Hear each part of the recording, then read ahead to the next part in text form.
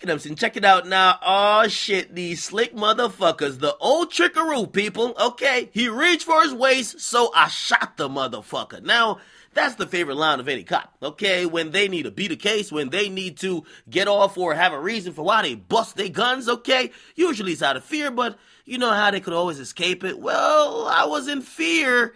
Not because I was going against some big black Negroes, it was because I saw that they were about to pull out a gun, so I shot them first. That always flies, and to be honest, look at most of the police brutality cases, that's why most of these motherfuckers beat the case. Now, let's actually examine this whole thing, because I got some additional insight.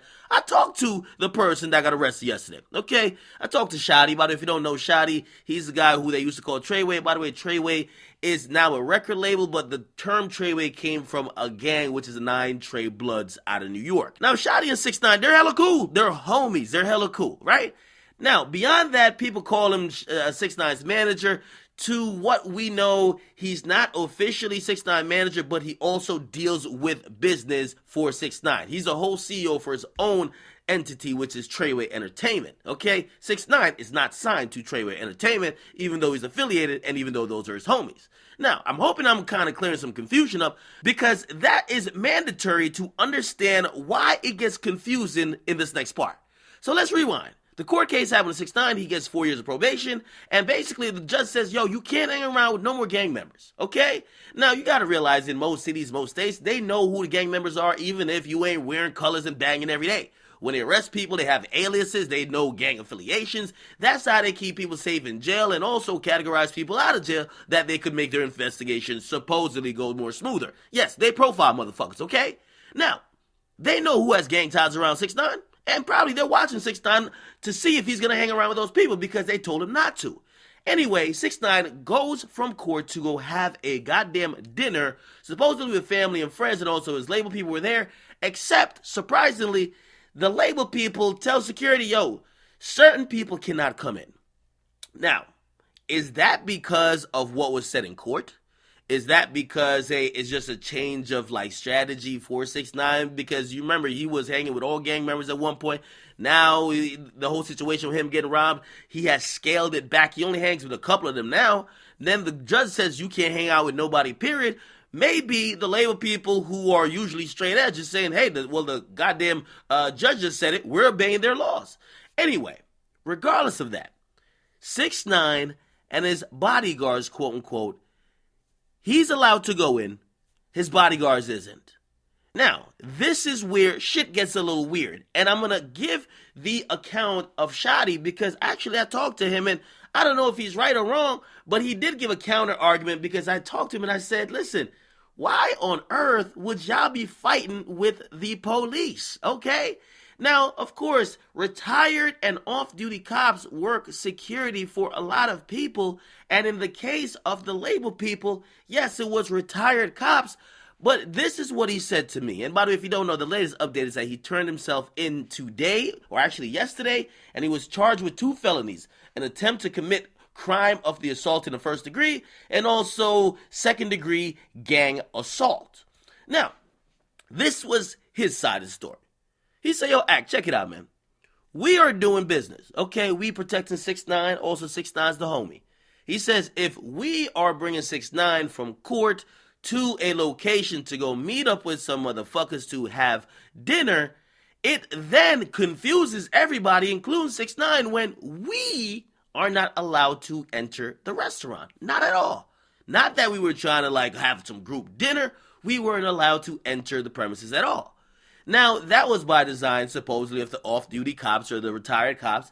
And then he then says to me, and by the way, I'm only positioning this argument that y'all could say is full of shit, or y'all could say, okay, does kind of sound a little fishy.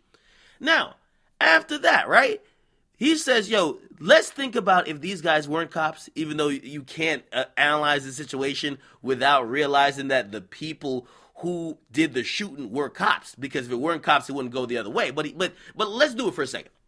He says, in what circumstance in New York State would somebody be justified to pull out a gun and shoot somebody, especially if there's no imminent danger? Okay, a fist fight, at least in New York. This ain't Florida where you got like stand your ground rules and all that. If you're not in a life or death situation and you're pulling out your gun to shoot somebody, That's a problem. Also, if we look at the statement that was said by the cops, the off-duty cops that pulled out the gun and shot the homies or security guards of 6ix9ine, they say, yo, well, if you think about it, they said somebody in the entourage reached for a gun, so they felt the threat. Except they found no gun.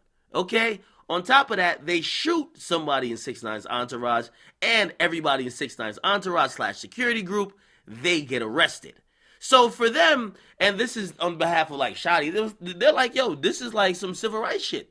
They are actually using the fact that they've been cops, they're more believable, okay, and trying to put a case and absolve a man from shooting someone when in reality, the retired cop should be the one arrested, okay? Now, you could go either way with this because if you read the reports, who knows? It might even be justifiable for niggas to pull out their guns and shoot when you hear that a security guard gets hit in the head with a chair like it's Stone Cold Steve Austin, okay? At some point, you might be able to make a good argument and say, I'm in fear of my life after I just seen one nigga get hit in the head with a chair and he passes out and they're hitting me and I might pass out. I had to bust off, regardless of what it is. 6ix9ine's associate / manager, whatever you want to call him, Shotti, he turned himself in. I believe he'll be bailed out shortly if he hasn't been already. However, he was indicted on 2 felonies, which is a big deal.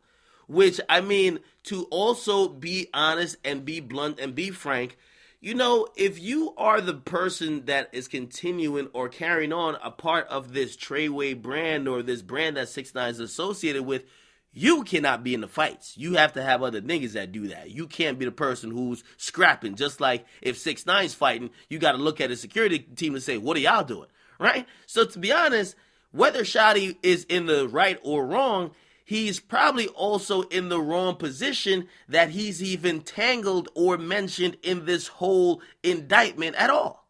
So it's a lot to be considered, but you have to also think about this angle, okay? For whatever reason, the label, they ain't want no parts of them gang niggas in that dinner with 6ix9ine. Do they have a point? The judge just said, don't hang out with them, okay? And also, 6ix9ine is his own man. He'll make his own choice. But as well, they are the people who have been keeping him safe. Very convoluted, very complex, but we'll see what it is. What do you guys think, man? Get a comment box, make sure you guys like them, subscribe, your boy Akademiks.